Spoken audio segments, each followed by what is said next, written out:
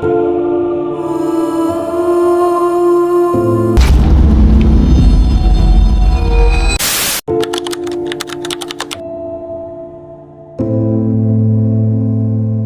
berangkat ke negeri asing, meninggalkan Rudy suami tercinta. Harapannya sederhana, bekerja, menabung, dan membahagiakan keluarga.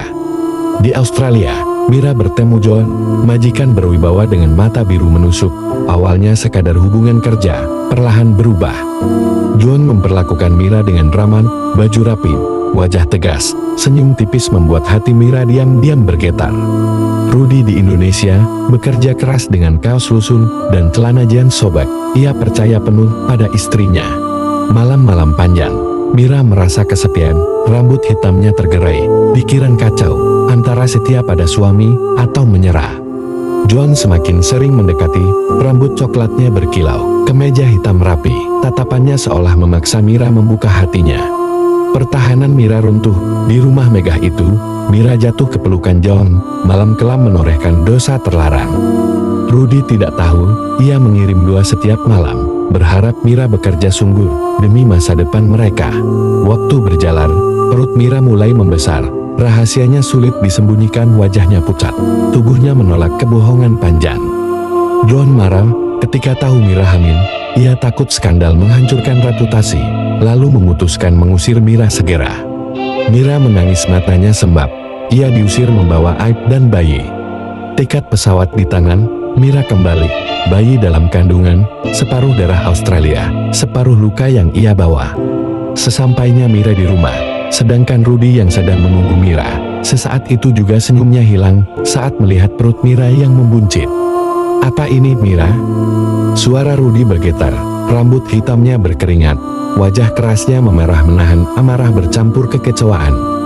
Mira tertunduk, "Aku salah, Rudy. Aku jatuh dalam godaan." Air mata mengalir, tubuhnya bergetar ketakutan tak terbendung. Rudy berbalik pergi, celana jeans lusuhnya menyeret langkah berat. Dunia runtuh seketika, kepercayaannya hancur berkeping-keping. Bayi lahir dengan rambut coklat tipis, kulit putih terang, wajah mirip John. Aib itu nyata dan tak terbantahkan. Warga sekitar berbisik, bergunjing, "Anak siapa itu? Bukan mirip Rudy." Desas-desus menyebar cepat menghancurkan nama baik keluarga. Mira hanya bisa menggendong bayi, baju pudar melekat tubuh kurusnya, tatapan tetangga menusuk seperti ribuan belati. Mira bertahan dengan rasa bersalah. Setiap malam, ia menatap bayi, mengingat wajah Rudy yang hancur tanpa ampun. Bayi tumbuh sehat, rambut coklatnya makin jelas. Tiap tetangga melihat, gosip makin ramai, menghujam Mira tak berkesudahan. "Pergi saja dari kampung ini," teriak seorang tetangga. Mira gemetar, celana kain hitamnya berdebu oleh ejekan. Rudy tak tahan, ia menatap Mira dengan mata penuh api. "Kamu bawa pulang kehancuran, bukan kebahagiaan." Malam itu, Mira menangis dalam gelap, rambut panjangnya menutupi muka pucat, bayi meringkuk dalam bekapannya yang dingin.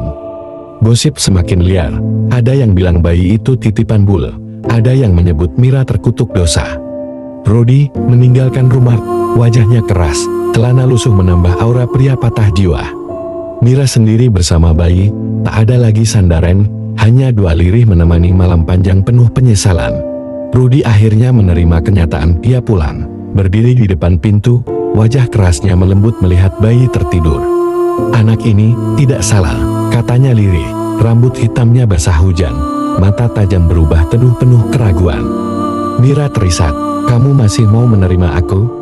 Suaranya pecah, ia takut, tapi harapan kecil masih tersisa. Rudy diam, jeans lusuhnya basah, hatinya perang antara cinta lama dan luka dalam yang belum sembuh. Air mata jatuh, Rudy mengangkat bayi, dunia terdiam sejenak, hanya suara hujan menemani keheningan. "Aku benci dosamu, Mira, tapi aku tak bisa membenci anak ini," kata Rudy, suaranya serak bergetar. Mira terjatuh berlutut, menangis, rambut hitamnya menempel di pipi, wajahnya penuh air mata penyesalan mendalam. Warga masih menggunjing, tapi Rudy berdiri tegak, "Ini keluargaku, jangan sentuh mereka lagi," teriaknya dengan lantang. Mira sadar, satu kesalahan bisa menghancurkan banyak hal, tapi ia berjanji, tidak akan jatuh lagi.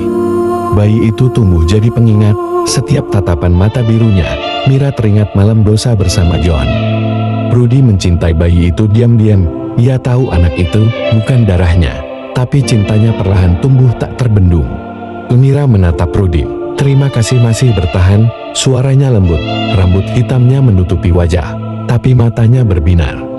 Rudy menghela napas panjang, kita jalani saja, luka ini tak hilang, tapi kita masih punya harapan.